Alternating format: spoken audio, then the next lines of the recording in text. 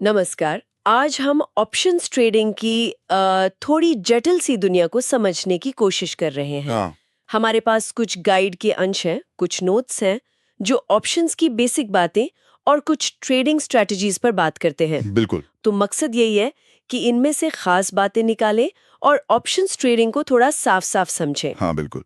देखेंगे कि ये ऑप्शंस हैं क्या। कुछ खास शब्द जैसे strike price, premium, ITM, OTM, ये सब क्या होता है। अच्छा। फिर कुछ उदाहरण भी देखेंगे कि कैसे एनालिसिस करके ट्रेड पहचानें, उसे मैनेज करें। और हाँ, रिस्क मैनेजमेंट वो बहुत जरूरी है, उस पर भी बात करेंगे। हाँ, वो तो है। तो चलिए शुरू करते हैं।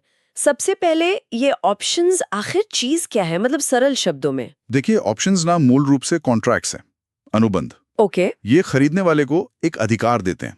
ध्यान दीजिए, सिर्फ अधिकार, कोई मजबूरी नहीं। अच्छा, अधिकार किस चीज का? किसी एसेट को, जैसे कोई स्टॉक हो गया या निफ्टी जैसा इंडेक्स, उसको एक तय कीमत पर खरीदने या बेचने का। तय कीमत मतलब स्ट्राइक प्राइस। हाँ, वही, उसे स्ट्राइक प्राइस कहते हैं।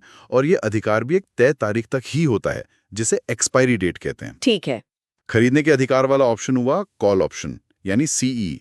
और बेचने के अधिकार वाला पुट ऑप्शन, यानी पीई। और इस अधिकार के लिए, मतलब ऑप्शन खरीदने के लिए कुछ कीमत देनी पड़ती होगी। हाँ, बिल्कुल, उसे कहते हैं प्रीमियम। ये ऑप्शन की कीमत है जो खरीदार देता है और बेचने वाला लेता है। प्रीमियम, ठीक है। और वो आईटीएम, एटीएम, ओटीएम क्या था?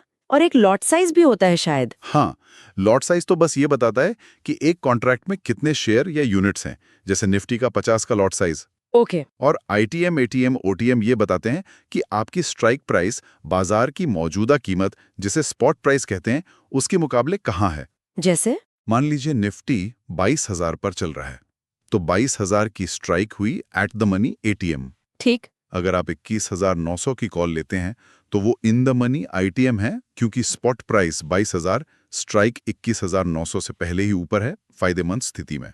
और 22,100 की कॉल? वो होगी out of the money OTM, क्योंकि स्पॉट प्राइस अभी स्ट्राइक तक पहुंचा नहीं है। पुट के लिए ये उल्टा हो जाता है। समझ गए। अच्छा, अब इसे एक उदाहरण से समझते हैं। मान लीजिए हमारे स्रोत का विश्लेषण कहता है कि निफ्टी जो अभी 22,000 पर है वो शायद ऊपर जाएगा। ठीक है, तेजी का नजरिया। हाँ। और विश्लेषण में कुछ पॉइंट्स हैं, जैसे आरएसआई बढ़ रहा है। आरएसआई मतलब रिलेटिव स्ट्रेंथ इंडेक्स, है ना? हाँ, वो मोमेंटम दिखाता है। बढ़ रहा है मतलब खरीदारी की ताकत शायद बढ़ रही है। और ये भी लिखा है कि 21,900 की स्ट्राइक पर काफी पुट राइटिंग हुई है। इसका क्या मतलब है? पुट राइटिंग मतलब ट्रेडर्स ने 21,900 के पुट बेचे हैं। वो प्रीमियम कमाना चाहते हैं और उन्हें लग रहा है कि निफ्टी 21,900 से नीचे नहीं गिरेगा। अच्छा, तो वो लेवल एक तरह का सपोर्ट बन गया। हाँ, एक मजबूत सपोर्ट या आधार। तो अगर नजरिया तेजी का है और ये सपोर्ट भी दिख रहा है, तो स्रोत एक रणनीति बताता है। क्या? जैसे 22,000 की स्ट्राइक वाली कॉल सीई खरीद लीजिए। मान लें प्रीमियम 120 रुपए चल रहा है। ओके, 120 रुपए में कॉल खरीदी। तो इसमें रिस्क और रिवॉर्ड कैसे देखेंगे? मान लीजिए आप टारगेट रखते हैं कि प्रीमियम 200 रुपए तक जाएगा, और अगर नीचे जाने लगे तो 80 रुपए पर आप निकल जाएंगे। वो आपका स्टॉप लॉस हुआ। ठीक है, टारगेट 200, स्टॉप लॉस 80। हाँ, अब निफ्टी का लॉट साइज 50 है, तो आपका अधिकतम रिस्क कितना हुआ? 50 गुणा 120, 80, यानी 50 गुणा 40, 2,000 रुपए। 2,000 रुपए का रिस्क। और फायदा? संभावित फायदा हुआ 50 गुणा 200 माइनस 120, यानी 50 गुणा 80, 4,000 रुपए। तो 2,000 रुपए की रिस्क पर 4,000 रुपए का पोटेंशियल प्रॉफिट। बिल्कुल, इसे कहते हैं 1.2 का रिस्क रिवॉर्ड रेशियो, जो आमतौर पर अच्छा माना जाता है। मतलब आप 1 रुपए गंवाने को तैयार हैं 2 रुपए कमाने के लिए। ये तो बढ़िया है। ये तो हुआ तेजी का ट्रेड। अब अगर नजरिया मंदी का हो तो? मान लीजिए लगता है कि एचडीएफसी बैंक का शेयर अभी 1600 के आसपास है, वो थोड़ा नीचे आ सकता है। ठीक है, मंदी का व्यू। स्रोत का विश्लेषण कहता है कि 1610 रुपए पर एक रेजिस्टेंस है, मतलब रुकावट। आरएसआई 70 के ऊपर है। हाँ, 70 के ऊपर आरएसआई को अक्सर ओवरबॉट मानते हैं। मतलब शायद शेयर कुछ ज्यादा ही तेजी से बढ़ गया है, करेक्शन आ सकता है। पर यह हमेशा पक्का नहीं होता, ध्यान रखना। और ये भी कि 1600 की स्ट्राइक पर काफी कॉल राइटिंग है। इसका मतलब लोग 1600 की कॉल्स बेच रहे हैं। हाँ, उन्हें लगता है कि शेयर 1600 से ऊपर जाना मुश्किल है, तो 1600 एक रेजिस्टेंस बन गया। तो ऐसी सिचुएशन में जब लग रहा हो कि शेयर गिरेगा पर शायद बहुत ज्यादा नहीं, तब क्या? ऐसी स्थिति के लिए स्रोत एक और स्ट्रैटेजी बताता है, bear put spread. Bear put spread ये क्या होता है? इसमें आप एक पुट खरीदते हैं जहां तक आपको लगता है शेयर गिर सकता है। जैसे 1600 रुपए का पुट मान लीजिए 40 रुपए में मिला, ठीक। और साथ ही आप उससे नीचे की स्ट्राइक का एक पुट बेच देते हैं, जैसे 1580 रुपए का पुट मान लीजिए 20 रुपए में बिका। अच्छा, एक खरीदा एक बेचा, तो नेट खर्चा कितना आया? नेट खर्चा हुआ 40 रुपए दिया, 20 रुपए मिला, तो 20 रुपए प्रति शेयर। तो ये सस्ता पड़ गया। हाँ, लागत कम होगी, लेकिन इसमें आपका मुनाफा भी लिमिटेड हो जाता है, क्योंकि आपने 1580 का पुट बेचा है, तो अगर शेयर 1580 से बहुत नीचे भी चला जाए, आपका मैक्सिमम प्रॉफिट वहीं तक सीमित रहेगा। मतलब इसमें नफा और नुकसान दोनों लिमिटेड है। बिल्कुल। इस केस में आपका अधिकतम नुकसान 20 रुपए जो आपने नेट प्रीमियम दिया, और अधिकतम फायदा भी 20 रुपए, स्ट्राइक्स के बीच का अंतर माइनस नेट प्रीमियम, प्रति शेयर पर सीमित हो गया। ये तब काम आता है जब आप सीमित गिरावट एक्सपेक्ट कर रहे हो। इंटरेस्टिंग। तो ये तो हुए उदाहरण, पर ट्रेड पहचानने के लिए स्रोत क्या कहता है? क्या देखना चाहिए? सिर्फ RSI और ओपन इंटरेस्ट? नहीं, वो तो कुछ मुख्य चीजें हैं। स्रोत कहता है पहले तो बाजार की दिशा का अंदाजा लगाओ। उसके लिए कई चीजें हैं, मूविंग एवरेज देखो, RSI, वॉल्यूम देखो। हाँ, टेक्निकल एनालिसिस। सही।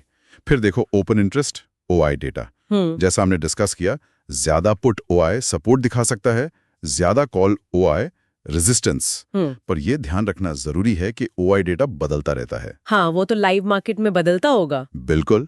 तो इसे अकेले नहीं देखना, बाकी एनालिसिस के साथ मिलाकर देखना है। स्रोत में कुछ टूल्स का भी जिक्र है, जैसे ट्रेडिंग व्यू, चार्ट देखने के लिए, और सेंसिबल ऑप्शन चेन एनालिसिस के लिए।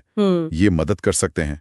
और सबसे जरूरी रिस्क मैनेजमेंट, उसके बारे में क्या नियम बताए हैं, और ये 1.2 रिस्क रिवॉर्ड इतना जरूरी क्यों है? हाँ, देखिए, रिस्क मैनेजमेंट तो सबसे ज्यादा जरूरी है ऑप्शंस में। क्यों? क्योंकि यहाँ पैसा जल्दी बन भी सकता है और जा भी सकता है।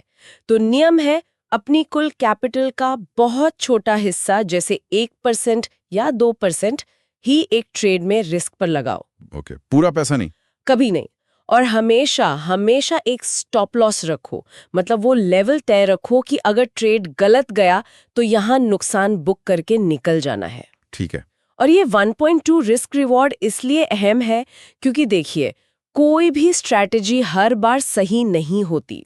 सही बात है। अगर आपके आधे ट्रेड भी गलत गए, पर जब सही गए तो आपने नुकसान से दुगना कमाया, तो भी आप ओवरऑल फायदे में रह सकते हैं।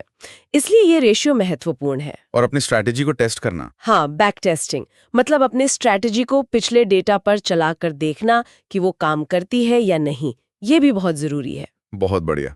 तो संक्षेप में आज हमने ऑप्शंस की बेसिक बातें समझी, premium, strike, ATM, MTM, OTM। हाँ, फिर हमने देखा कि कैसे एनालिसिस के आधार पर तेजी के लिए लॉन्ग कॉल या मंदी के लिए बेयर पुट स्प्रेड जैसी लिमिटेड रिस्क वाली स्ट्रैटेजीज बन सकती हैं। सही। और सबसे अहम, ट्रेड कैसे पहचाने और रिस्क मैनेजमेंट के सिद्धांत क्या हैं, इस पर बात की। बिल्कुल।